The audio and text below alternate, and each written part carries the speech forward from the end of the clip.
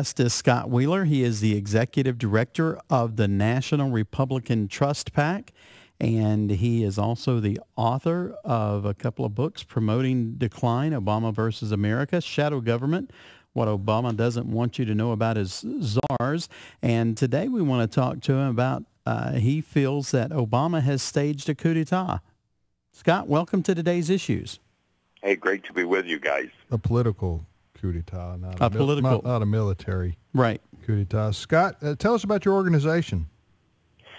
Well, I started it 5 years ago, actually 5 years ago this month, when I noticed that my former colleagues in the media were not covering Obama and not informing the voters going into the 2008 election. And so I formed the National Republican Trust PAC, and I produced that ad, the Jeremiah Wright ad, which earned me much scorn from my media colleagues. But it woke the country up to Obama's thinking, who's informed his opinions, and about Jeremiah Wright and others, Frank Marshall Davis, and other ultra-left-wingers, anti-American mindset, that made Obama what he is. He basically was an empty vessel. And when you look, if you did a link analysis of everyone Obama himself acknowledges informed him, and provided him and moved him in a particular direction, you would be astounded by it. It's filled just from his books alone with people that are left-wing extremists, anti-Americans. And so everything basically that we and others said about Obama in 2008 was all true. He was surrounded by devout communists. He was surrounded by people who hate America. The thing about it is, talking to Scott Wheeler, the thing of it is, he did not, President Obama, I'm talking about when he was candidate Barack Obama, he didn't really try to hide. I mean, he did and he didn't. He did ultimately disassociate from Jeremiah Wright. When it got to just too much. Was that your ad? What caused him to ultimately say, I'm rejecting Jeremiah Wright?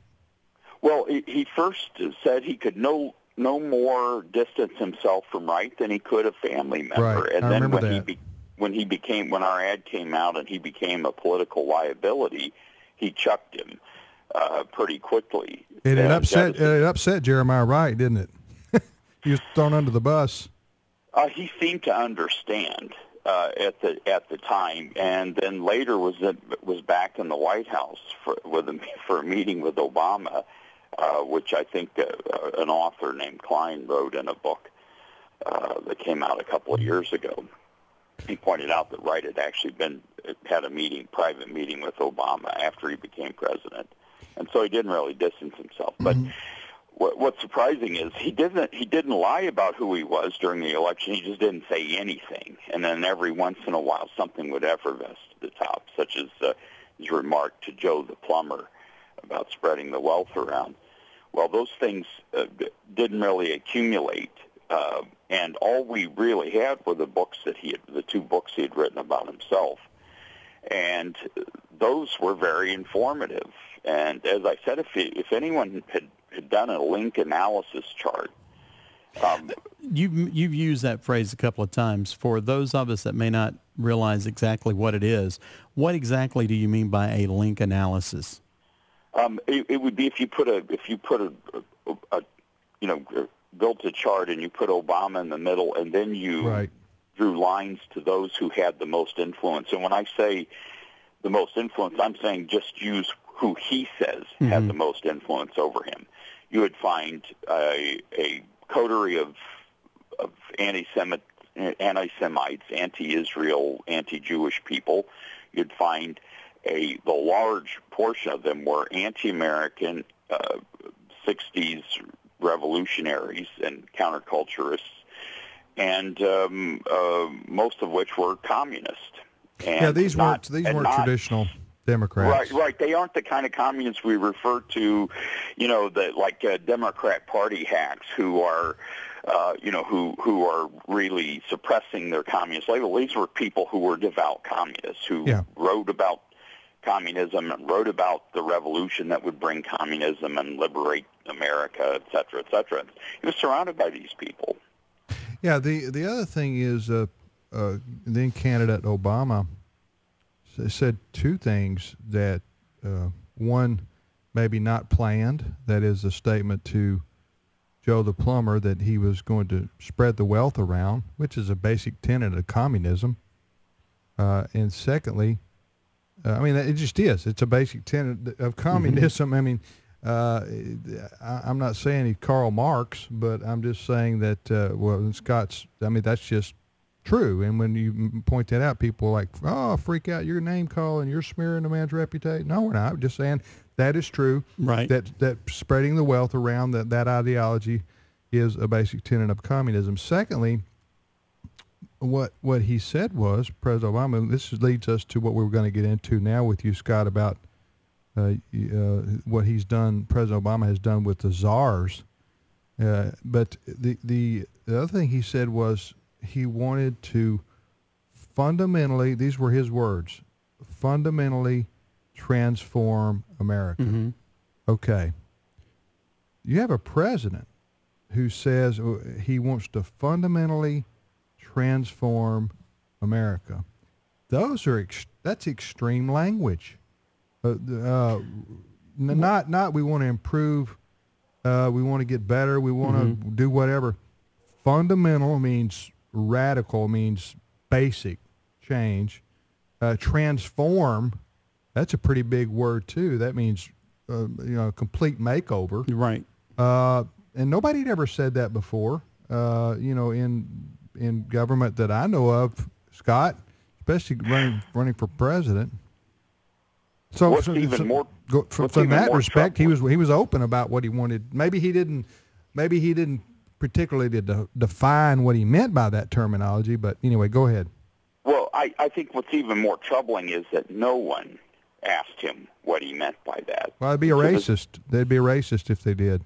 Right. But no one in the Fourth Estate asked him to define any of these things or what he meant by them, and they were more defensive of him in 2008. Although you could make an argument their absolute ignoring of the Benghazi disaster on September 11th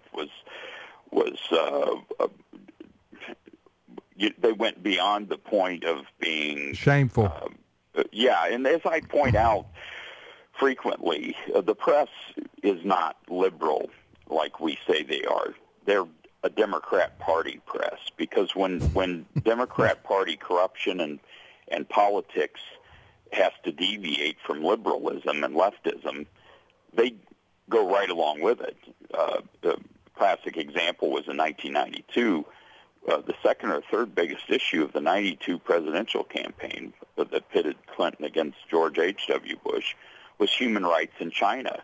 And Clinton was highly critical of Bush for being soft on human rights in China, and that he was coddling the butchers of Beijing, how Clinton phrased it. And the media was all over human rights in China. The minute Bill Clinton takes office, and I mean within weeks, he begins decontrolling weapons technology to the communist Chinese government, and the technology for which they use to oppress and control their own populations. And suddenly the liberal media had no interest in covering human rights in China anymore. And in fact, I was in China the day Madeleine Albright was sworn in, past Senate confirmation, was sworn in as Secretary of State, when she made the most outrageous statement that relations with communist China wouldn't be held hostage to any one issue, including human rights or the future of Hong Kong, which was months away from being handed over to communist China. And no one said a peep about it. So this is a Democrat Party press. Not even, if they were a liberal press, at least they would have some values. Even if they were the wrong ones, they would have some values. They don't even have liberal values. They're a party press that basically acts. What can be done? Let's move it forward to, I agree with you. In fact, surveys have been done. This is just a point of fact that nobody even hardly argues anymore, that the media that cover government and the White House in Washington, not to mention the New York media, but the surveys have been done of White House reporters. I think it was. This is a few years ago, 10 years ago or so. I saw this, 15 maybe. Well, it was longer than that, because it was who voted for President Clinton versus who voted for President Bush when they were running against each other in the election you described. And it was like 89% of the press corps in Washington voted for Clinton. And they always, they vote Democrat 9 times out of 10. So they're human. Their political biases are going to come into, and so they support each other. And it's groupthink, even among the media in Washington and New York. I want to move forward now, because what President Obama has done, he was twice elected. So the first time, was you could maybe say euphoria, in the first black man that has a chance to be elected president, and this would put a lot of the racial divide in our country behind us, and people got wrapped up in that, not really paying attention so much to his political ideology. And he was a very good speaker with a teleprompter, right? and he had some really good speech writers, and a nice looking family, and all that. So I could understand that. The second time he got elected, I was like, wow, people are saying, give me some more of this. Yeah. And so maybe Romney was not a strong candidate. I don't know. But then he has been doing something, though, has President Obama with his office, that is the most powerful office in the country, maybe even the world.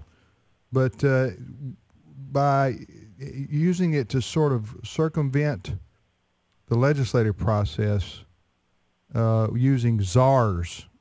Scott, you've written about this. Scott Wheeler is our guest. And you've even said he has staged a coup d'etat.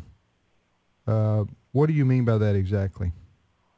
Well, when you look at a couple of factors, one is how he used the Internal Revenue Service to thwart political opposition. Yes. The way that he had, and I'm currently working on a study that will show how the White House, his administration, treated the Tea Party protesters like a military insurgency. They did the textbook way you would deal with an insurgency, a revolutionary force. He dehumanized them. He attacked them. They mocked, his administration mocked and ridiculed them. They encouraged the press to mock and ridicule the Tea Party protesters. They suggested they were dangerous. They had Department of Homeland Security agency declare that they were dangerous. And this is striking. No president has ever, in the history of this country, history of the Republic, ever done such a thing. Let me explain. Not even during the Civil War. Yeah, let me explain real quickly. You can comment on this. Talking to Scott Wheeler on the program today. Here's what, you can't go back and change things. You can't go back and change history. But how this very, very well could have affected the outcome of the last election. In 2000, there began to build momentum, especially after Obamacare passed. Right. The momentum really went into high gear for the Tea Party movement across America. I mean, historic, I think, numbers of people got involved and said, whoa, just a minute, and we're reacting against the president's agenda. And so the administration, I better be careful about how I say this. Would you say the administration used the IRS? Is that what you're saying, Scott, to suppress the Tea Party?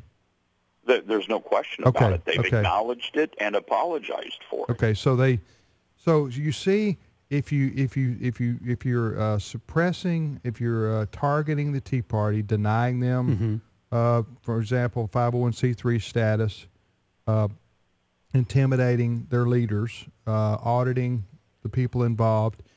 Well, that suppresses, that thwarts the momentum of the movement, which is what Scott is saying, which if the Tea Party had been able to go forward, then maybe they could have gotten more people involved and affected some of the states where President Obama beat Governor Romney, and that could have changed the election. So you can make the argument reasonably that this intimidation process by the IRS affected the outcome of the presidential election. So go ahead, Scott. You want to comment? There's a strong argument to be made for that, and for multiple reasons. First of all, 3.5 million voters